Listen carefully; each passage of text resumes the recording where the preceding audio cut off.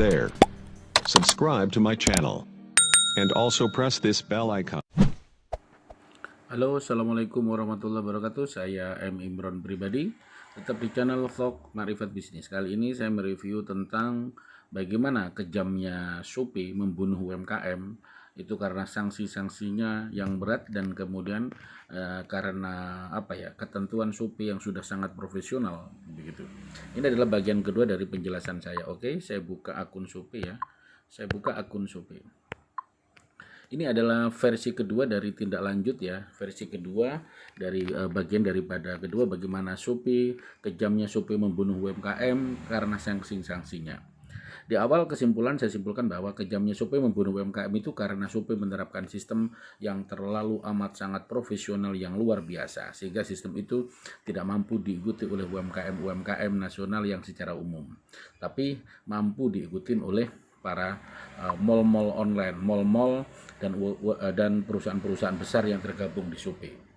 Di sini maka saya katakan Shopee itu adalah kapitalisme, liberalisme, dan jadi adalah membunuh UMKM, dan Shopee tidak peduli dengan UMKM. Ini dalam arti wujud yang sebenarnya, dalam wujud dalam bukti-bukti bahwa bukti-buktinya di Shopee 90% itu dikuasai oleh produk-produk asing dan pelapak-pelapak besar. Dari pelapak kecil itu tidak ada omset di Shopee, sangat kecil. Itu yang pertama. Yang kedua, Shopee di situ saat ini SEO-nya, Shopee telah memiliki SEO sendiri, sehingga SEO yang dilakukan oleh pelanggan itu pasif, tidak aktif. Nah, karena di dalamnya Shopee melakukan SEO sendiri, dan SEO Shopee sekarang ini tergantung kepada iklan. Namanya AdWords Shopee. Nah, iklan ad Shopee. Nah, di situ itu artinya kapitalisme liberalisme Shopee telah terbukti itu membunuh UMKM kecil. Dan UMKM kecil hanya dikasih iklan naikkan barang itu 5 produk saja. Bagaimana 5 produk melawan berapa? 50.000 produk ketika masuk di mall. UMKM kecil masuk di mall kan berat. UMKM kecil produknya kan paling ya 10, 20, 100, 200, mentok 1000, 2000. Tapi melawan mall-mall besar itu 50.000 posting. Dari sisi posting, Shopee telah menerapkan tingkat kapitalis dan liberalisasi yang luar biasa. Artinya, pelapak itu dituntut untuk menjadi star seller. Menjadi star seller itu bisa posting tertinggi, itu kemudian kalau daftar gratis ongkir itu hanya 2.000 posting, tapi kalau star seller dan bisa sudah gratis ongkir dan star seller itu bisa menjadi 10.000, dan itu maksimal. Selanjutnya menjadi mall. UMKM harus masuk di mall. Sementara kriteria menjadi star seller itu kategorinya sangat amat luar biasa. UMKM kecil yang tidak memiliki sistem itu akan ketinggalan. Di sini Shopee setelah pergantian atribut itu kejamnya luar biasa. Ternyata tembang pilih. Lapak saya Marifat Bisnis itu di punishment, tidak bisa posting, tidak bisa upload, tidak bisa apa-apa, tidak bisa merubah kategori, pokoknya tidak bisa merubah, itu kena penalti 5. Tetapi di lapak lain ada penalti 3, penalti 4, penalti 5, itu justru masih bisa merubah dan normal, yang dilakukan masih normal, hanya gratis ekstra ongkirnya aja yang dihapus. Kita lihat, nah di sini saya membuktikan akun ini akun anak saya. Ini akun anak saya kena penalti berapa ya? Kena penalti 3. Lihat kesehatannya. Kesehatan itu kena penalti 3. Di penalti 3 ini ternyata ini tidak masih bisa upload dan seterusnya. Tetapi di penalti 5 tidak bisa.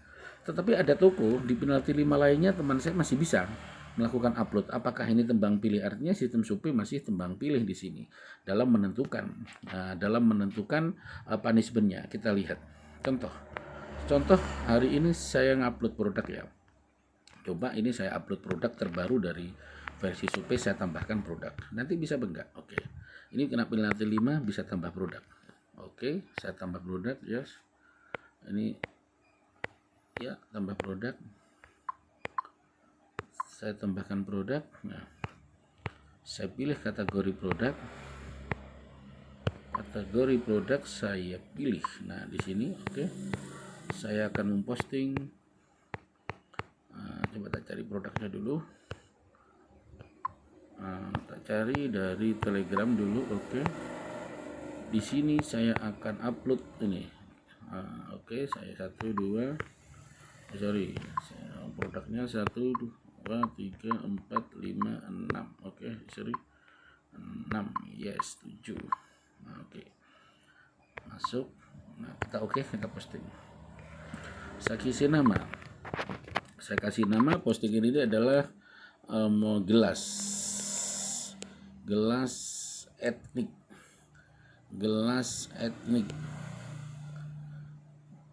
gelas Loki ya. Saya kasih nama gelas Loki minum teh. Gelas Loki,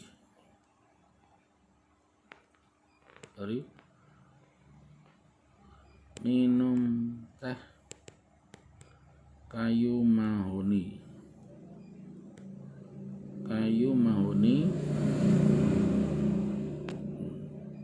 Gelas Loki minum teh kayu mahoni 10 kali 4 cm. Nah, kali 4 cm.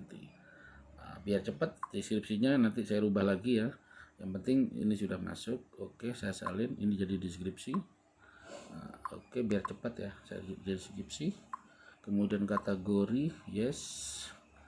Kategori ini muncul peralatan dapur mau gelas cangkir, yes. Oke. Saya langsung posting. Merek tidak ada. Saya tulis merek.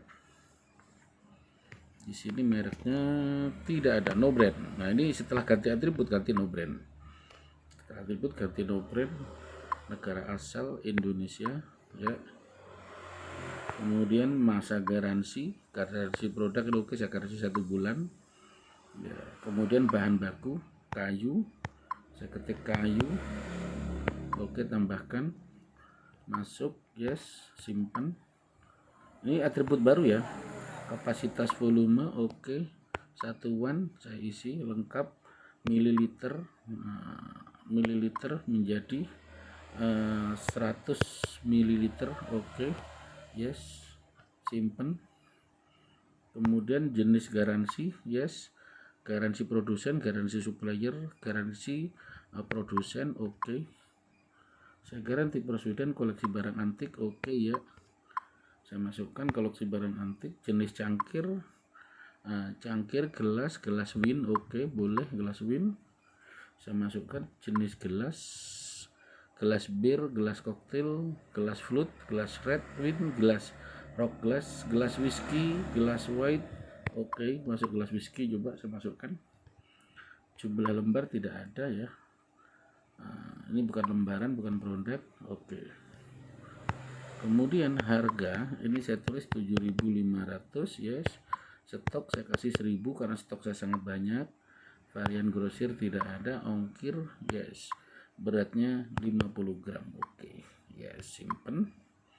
Beratnya 50 gram. Nah, ini saya tampilkan. Upload berhasil. Nah, produkmu sedang diperiksa. Mengapa diperiksa? Nah, artinya bisa. Ini bisa posting kan, walaupun diperiksa statusnya.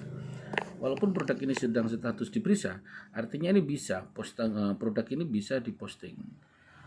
Sehingga kena sanksi punishment 3, penalti 3. Ini produk ini masih bisa diupload. Produk ini masih bisa diupload kena punishment 3. Nah, disinilah apakah memang ketentuannya harus 5 atau 4 itu tidak bisa mengapa-ngapain. Kalau 3 masih bisa, wallahu a'lam.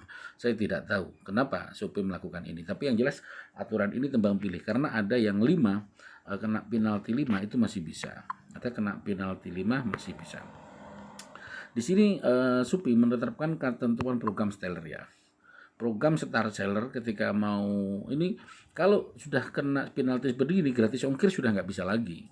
Artinya sebenarnya gratis ongkir dihapus ini merugikan Shopee dan menguntungkan mall.